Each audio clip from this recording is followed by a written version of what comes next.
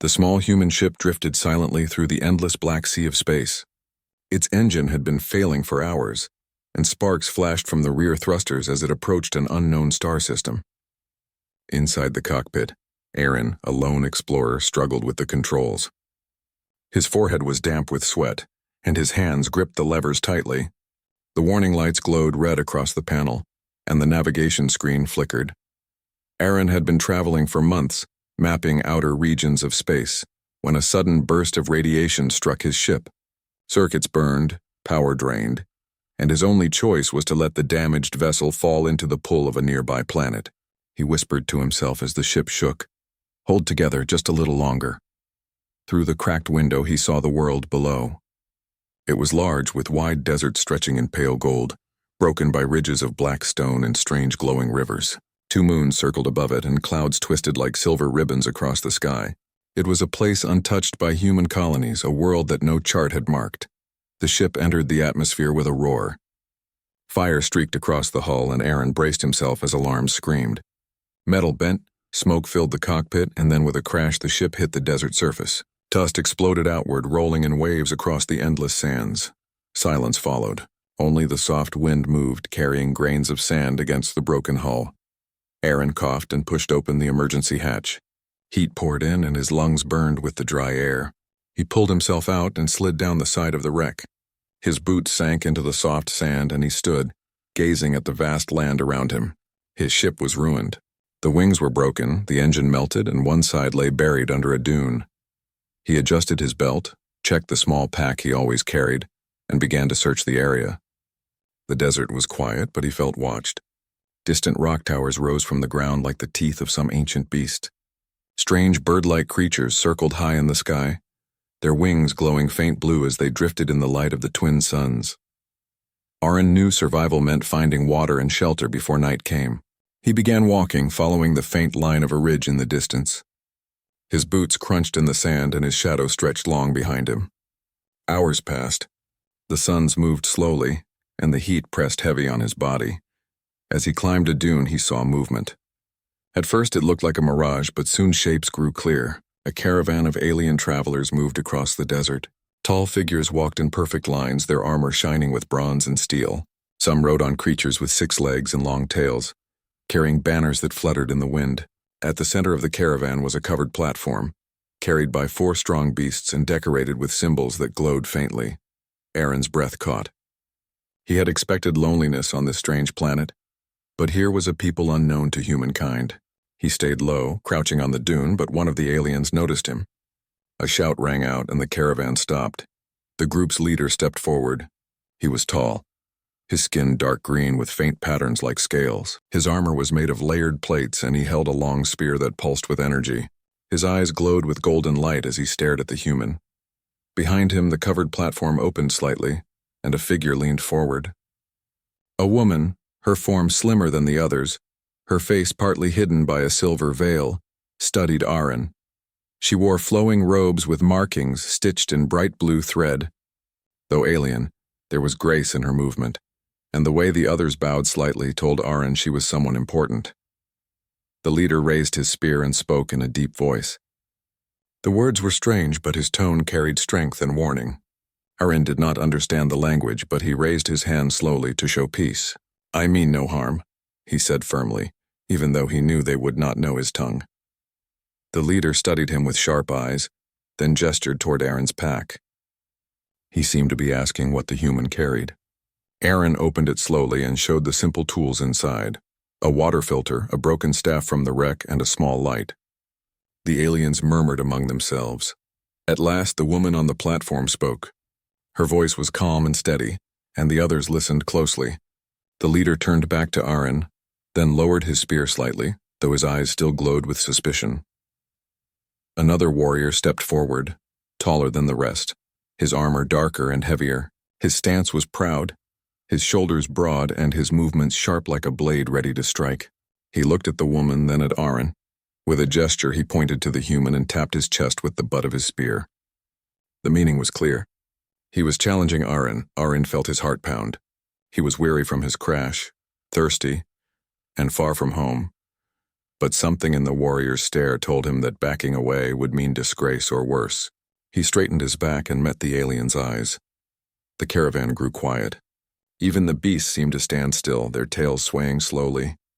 The suns burned above, the desert wind whistled, and all eyes fixed on the lone human facing the armored soldier. Aaron gripped the broken staff from his pack. It was not much, but it was better than empty hands. He breathed slowly, steadying himself. He knew this was no ordinary meeting. Something greater was unfolding, and his next move would decide his place in this new world. The alien soldier tightened his grip on his spear. The princess watched from her platform, her gaze unblinking. Aaron shifted his feet on the sand, ready for whatever was about to come. The challenge had been given, and now it was his turn to answer. The desert wind grew still as the alien soldier stepped forward. His armor reflected the light of the twin suns, and his spear glowed faintly with energy flowing through its shaft. He was tall and strong, taller than any human Aaron had ever seen. His movements were steady and sharp, like a warrior who had fought many battles. The caravan formed a circle around them. The other aliens whispered among themselves, their voices low and serious. The beasts carrying the platform shifted uneasily, as if they too felt the weight of the moment. On the platform, the princess watched in silence. Her silver veil shimmered in the light, and though her face was mostly hidden, her eyes remained fixed on Aaron. Aaron's heart pounded. He held his broken staff, feeling its rough edges against his hand. Compared to the alien spear, it was nothing. The soldier had armor, skill, and strength. Aaron had only his quick thinking and the will to survive. He knew this fight was not only for himself, but also to prove whether he was worthy of standing before these people. The soldier raised his spear and slammed the butt into the ground, sending a small shockwave of energy across the sand. It was a signal. The duel was to begin. Aaron tightened his grip on the staff and took a step back, keeping his balance. He had no plan except to watch, learn, and wait for a chance. The alien lunged forward with surprising speed, thrusting the spear straight at Aaron's chest. Aaron twisted to the side, barely avoiding the strike. The spear hummed as it cut through the air, leaving a faint trail of light. The circle of warriors murmured in approval. They expected the human to fall quickly, but Aaron kept moving. His boots dug into the sand as he sidestepped, raising his staff to block the next swing. The spear struck the staff with a loud crack, and the force knocked Aaron back a step. His arms shook from the impact, but the staff held. The soldier pressed forward, striking again and again. Each blow was fast and heavy, meant to crush his opponent. Aaron blocked what he could, dodged when he had to, and used the shifting sand to move just out of reach. He knew he could not match strength with strength. He had to use the ground, the timing, and the soldier's confidence against him. The duel lasted longer than the crowd expected. Sweat ran down Aaron's face, but his mind remained clear. He noticed that the soldier's movements, though powerful, followed a pattern. Each thrust was followed by a sweep, and each sweep ended with a raised guard. If Aaron could break the rhythm, he might create an opening. When the next thrust came, Aaron stepped forward instead of back. The spear tip passed close, grazing his arm, but he was inside the soldier's reach. With all his strength, Aaron swung the staff low at the soldier's leg. The strike landed, making the alien stumble slightly.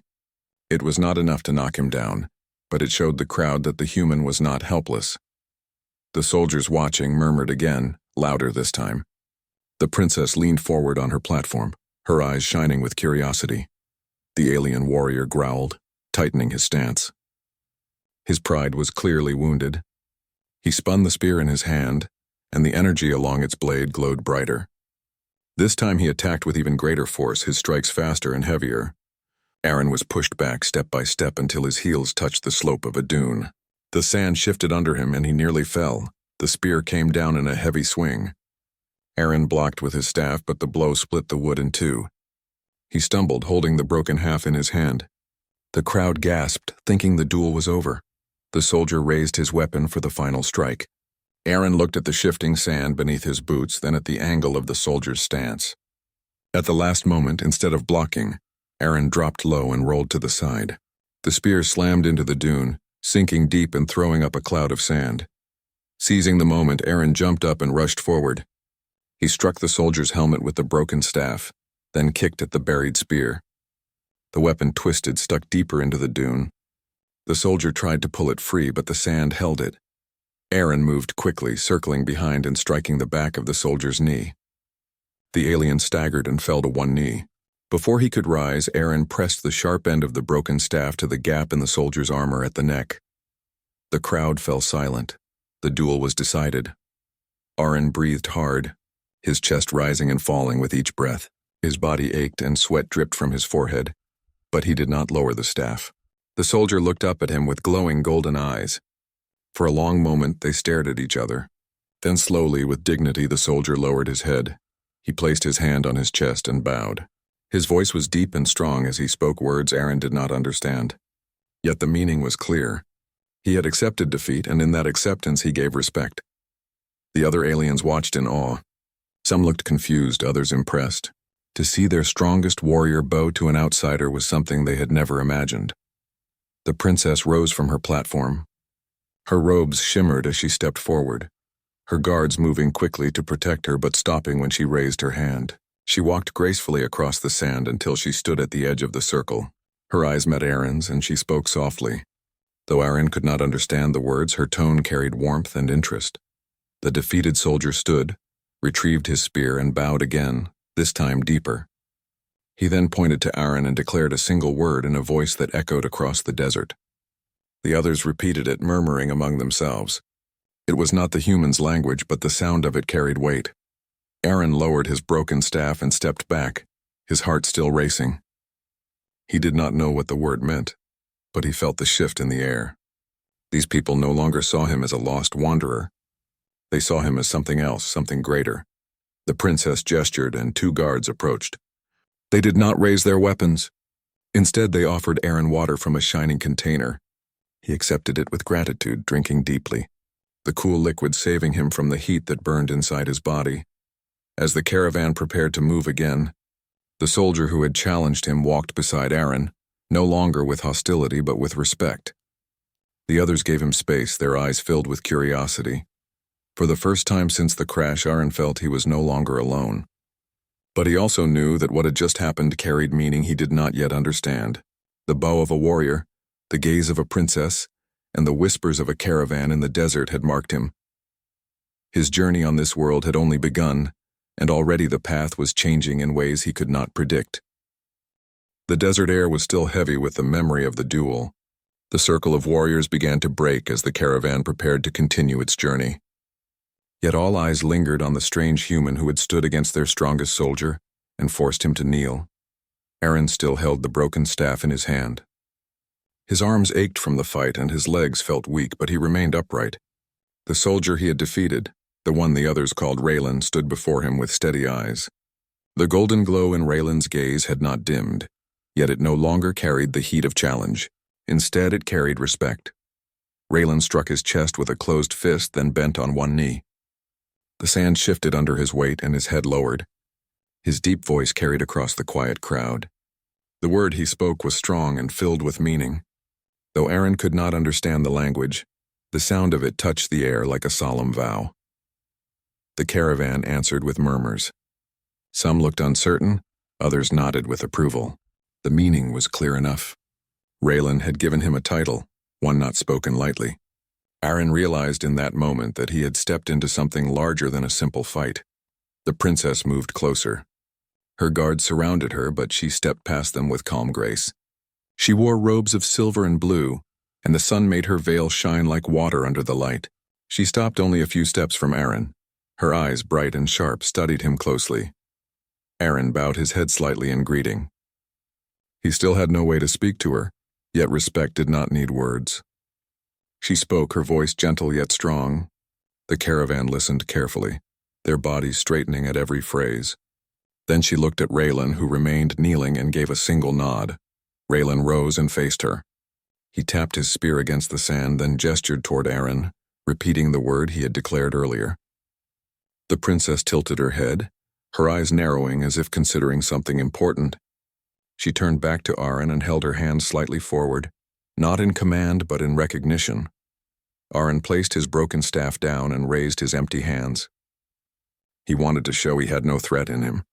The princess seemed satisfied and lowered her hand again. Her gaze softened, though the mystery in her eyes remained. The caravan soon moved again, but Aaron was no longer outside the circle. He was guided gently toward the center, where the guards walked with him instead of against him. Raylan walked at his side, tall and steady. No anger remained between them. Instead, he moved with the quiet dignity of one who had accepted a new bond. As the caravan traveled, Aaron saw more of their ways. The beasts that carried their supplies were covered in layered cloth marked with glowing symbols. The warriors walked in disciplined lines, their spears upright, shields across their backs. They moved like a river across the desert, flowing in order. Every step measured.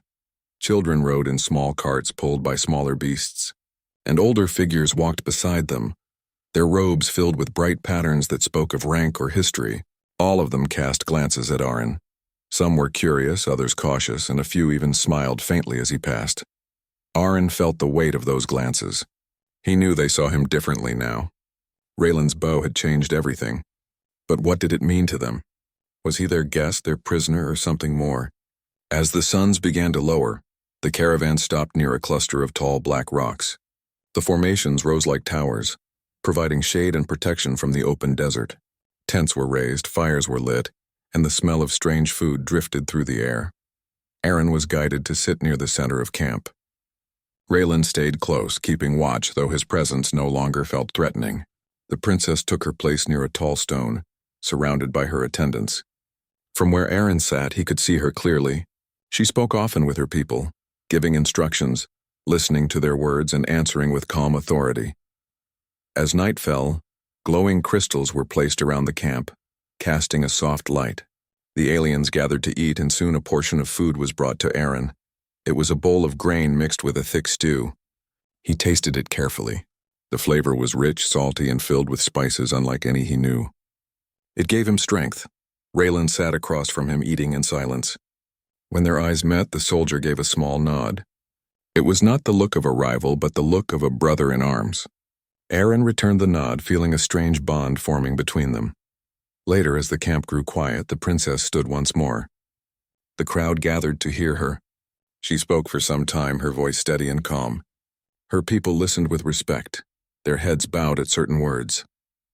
At the end of her speech, she lifted her hand and gestured toward Aaron. The crowd turned their eyes to him. The air was heavy with expectation. Aaron rose slowly, unsure of what to do. He placed a hand on his chest, then gave a small bow. The aliens murmured softly, as if acknowledging the gesture. Raylan stepped forward then. He struck the ground with his spear and spoke loudly, repeating once again the word he had called Aaron after the duel. This time the crowd answered in unison, their voices rising together. The sound echoed off the black rocks and filled the night. Aaron stood still, his chest tight with a mix of confusion and wonder. He did not know their language, but he understood enough.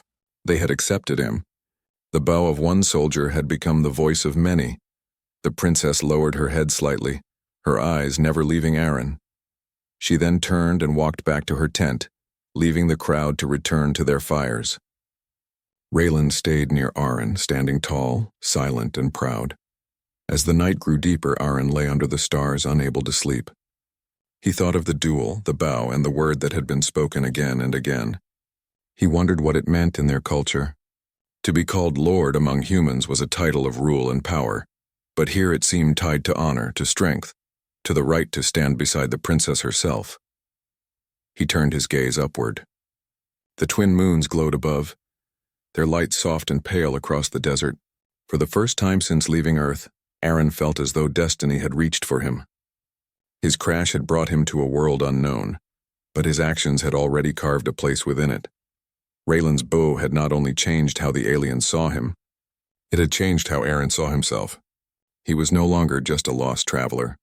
He had become part of a story that was unfolding before his eyes, a story written in honor, loyalty, and the silent bond between warriors.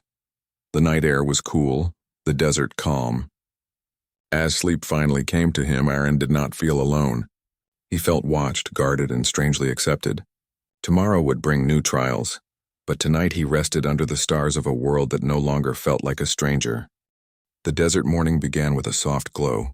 The suns rose slowly over the horizon, painting the sky in shades of gold and red. The caravan stirred awake. Warriors stretched their limbs. Children laughed as they chased one another, and beasts groaned as their handlers prepared them for the day's march. Aaron awoke to the sound of voices. He sat up from the mat that had been given to him and rubbed the sleep from his eyes. Raylan was already standing, polishing his spear with careful hands. His armor gleamed in the morning light, every plate cleaned with the discipline of a soldier who never let his guard down. Aaron rose and walked a few steps to look at the camp.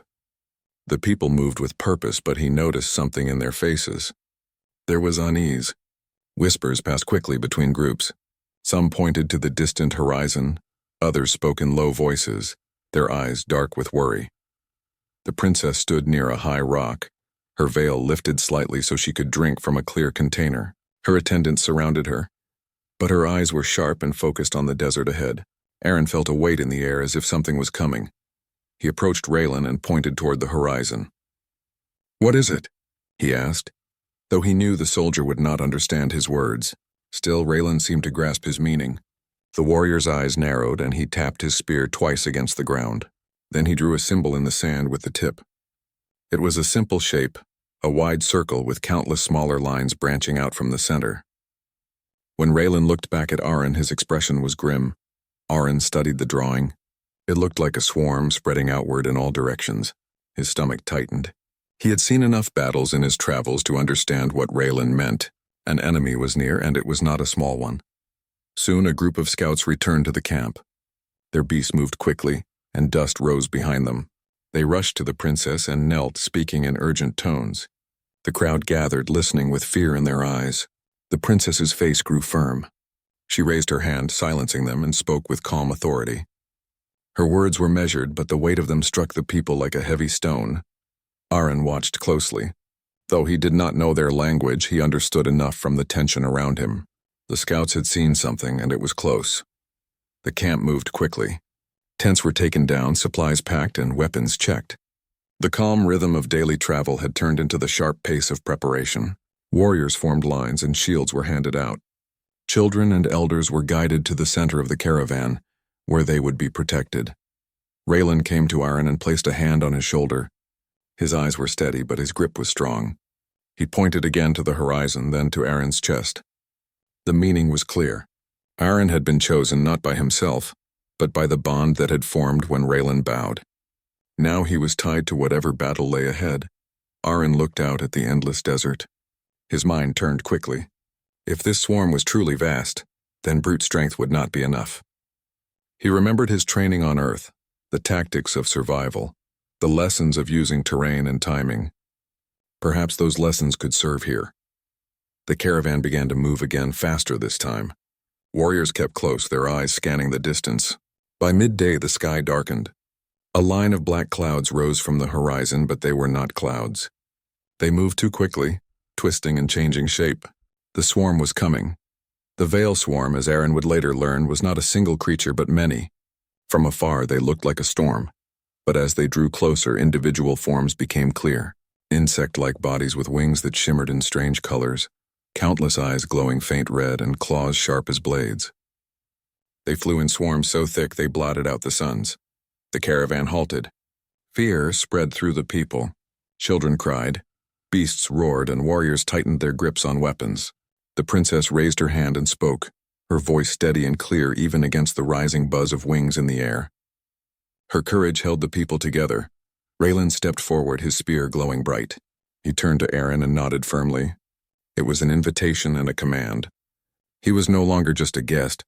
He was part of their defense. Aaron took a deep breath and scanned the ground. The caravan had stopped near rocky ridges where sharp stones jutted out from the sand. An idea formed in his mind. He motioned to Raylan and pointed at the ridges. Then he mimed the action of hiding, striking, and pulling back. Raylan's eyes widened with understanding. He shouted to the other warriors, repeating Aaron's gestures with his own words. The caravan split into groups. Some guided the children and elders into the cover of the rocks while the warriors spread out, forming lines along the ridges. They planted their spears in the sand, shields raised high. Aaron climbed onto a tall stone to see better. His heart pounded, but his mind was sharp. The swarm descended. The air filled with the sound of wings, a storm of buzzing that shook the ground. Then the first wave struck. The warriors met them with spears and shields. The clash was loud and brutal. Claws against metal, wings against armor. Aaron shouted, pointing to weak spots where the swarm was breaking through. Raylan moved quickly, rallying groups of fighters to block the gaps. Together they pushed back the first wave. But the swarm was endless. For every creature struck down, two more filled the space. The sky darkened until it felt like night. Aaron's throat burned as he shouted orders, his voice hoarse. He guided them to fight not with single strength but with unity, drawing the swarm into narrow spaces where their numbers meant less. At one point, a group of creatures broke past the line and flew toward the center where the princess and the children were sheltered. Aaron jumped from his stone, grabbed a fallen spear, and charged. He struck down one, then another, his body moving with desperate strength. Raylan appeared beside him, cutting through the rest with fierce blows. When the last of that group fell, Aaron looked back at the princess. She stood tall among her people, her gaze fixed on him. She raised her hand in silent acknowledgement, her eyes bright with fire. The battle raged for hours. Warriors fell, but more stood in their place. The swarm pressed hard, but the lines held. Aaron's tactics, combined with Raylan's skill and the courage of the people, turned what could have been a slaughter into a defense. At last, as the suns lowered again, the swarm began to pull back. Their wings beat harder, and the dark cloud lifted into the sky, retreating toward the horizon. A cheer rose from the caravan, tired but full of relief. The field was littered with broken bodies of the swarm, their shells cracked and wings torn. The warriors gathered their wounded, and the princess walked among them, her hands raised in blessing and comfort. She stopped before Aaron, her eyes steady on his. In the silence of the aftermath, Raylan struck his chest and bowed again to Aaron. This time it was not only Raylan. One by one, other warriors followed, lowering their heads in respect. The words spoken during the duel rose again from their lips. It echoed through the rocky ridges, stronger now, no longer just a title given in challenge but in victory. Aaron stood still, his chest heavy with the weight of it. He had come to this world as a stranger, yet now these people looked at him as something more. The bow of one soldier had become the bow of many. The sun sank and the first stars appeared. Aaron looked at the sky, wondering how far Earth lay from here. He no longer felt lost. He felt bound to this land, its people, and the destiny that had begun to unfold. The threat of the swarm was not gone, but tonight they had survived. And tonight Aaron had truly taken his place among them. The night sky over the alien desert was full of fire. The Veil Swarm had arrived in numbers greater than any of the travelers had ever seen. From the dunes to the horizon, their dark shapes moved like a tide. They were not one species, but a mix of crawling and flying creatures bound by a hive mind. Their bodies glowed faintly with the strange energy that powered their hive. The air was thick with a humming sound, 1,000 wings beating as one. Aaron stood with the caravan at the edge of the sand cliffs. He held a borrowed alien blade in one hand and a human tool in the other. His staff, once broken from his ship, had been reinforced with alien alloy. It was not just a weapon, but a symbol of the path he had taken. Princess Mira stood beside him, her eyes calm but firm. Raylan waited nearby, his armor gleaming, ready for the charge. The caravan people were afraid. They had lived with the shadow of the Veil Swarm for years, losing villages and families. They looked at Aaron now with hope, for the bow of their strongest soldier had made him lord in their tradition. But Aaron felt the weight of this hope pressing down on him like a mountain. He was just a human explorer who had crashed here. Yet fate had placed him at the center of this fight. He turned to them and spoke loudly so his words reached every ear. Tonight is not only about me or about your princess. Tonight is about your future. The swarm believes they can take all you have, but they do not understand what it means to fight for home. You have that strength. I have seen it. If you stand together, you will not fall. His words were simple, but the people listened. They raised their weapons, spears of plasma, shields of stone and metal, bows that fired bolts of energy. A cheer spread among them, not loud but strong enough to carry into the dark. The first wave of the Veil Swarm struck soon after. Flying creatures dived from the sky, wings slicing the air. Aaron shouted orders. He told the warriors to form two lines, shields in front and spears ready. When the creatures struck, the front line held. Sparks burst as claws hit shields, and the second line thrust spears forward, piercing their enemies. Aaron moved along the line, helping where the shield wall broke. He swung his staff, striking one creature across the head, sending it crashing into the sand. Raylan was everywhere at once. His strength was unmatched, and he cut down the swarm like a storm sweeping across the dunes. But even he could not fight them all. The swarm was endless. For every creature that fell, two more appeared. Aaron realized they could not win by standing still. He remembered the battles of human history, where smaller forces had defeated larger ones with cunning. He called out to Mira, "We must draw them in. Make them follow us where they are weakest." Mira understood at once. She ordered the caravan to fall back toward a canyon nearby, a place Aaron had studied earlier. The walls were high and narrow. The swarm could not spread out there. The people moved quickly, retreating in order, shields protecting the rear. The swarm chased them, believing the prey was fleeing. Inside the canyon, Aaron gave the signal. Hidden among the rocks were traps he had prepared with Raylan and a small group. Alien crystals from broken weapons had been placed in lines, ready to release energy when struck. When the swarm filled the canyon, Aaron slammed his staff against the ground, striking the trigger crystal. A bright wave of light tore through the canyon walls.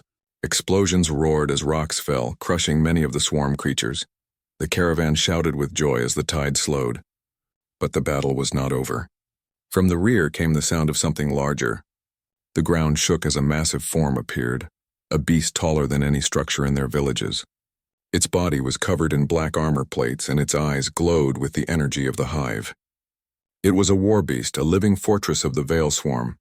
Fear spread through the caravan, but Aaron stepped forward. He looked at the creature and then at his people. "This is their heart. If it falls, the swarm will lose its will."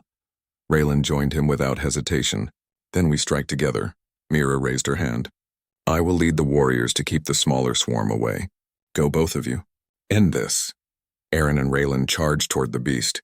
The creature roared, shaking the canyon. It swung its massive limbs, smashing rocks to dust. Raylan dodged to one side, striking with his spear, but the armor was too strong. Aaron climbed onto a rock ledge, using his speed to reach higher ground. He remembered the human way of finding weakness not in strength but in flaws. His eyes searched until he saw it, a small gap near the beast's neck where plates did not meet. "Raylan, drive it toward me," Aaron shouted. The alien soldier obeyed. He struck again and again, forcing the beast to turn. With a leap, Aaron jumped from the ledge, landing on its back. He drove his staff, tipped with alien alloy, deep into the gap. The beast roared in pain, thrashing wildly, but Aaron held on, pushing the staff deeper. Energy burst from the wound, spreading cracks across its armor. Raylan saw his chance. With a cry that echoed through the canyon, he thrust his spear into the same wound. Together, human and alien struck as one.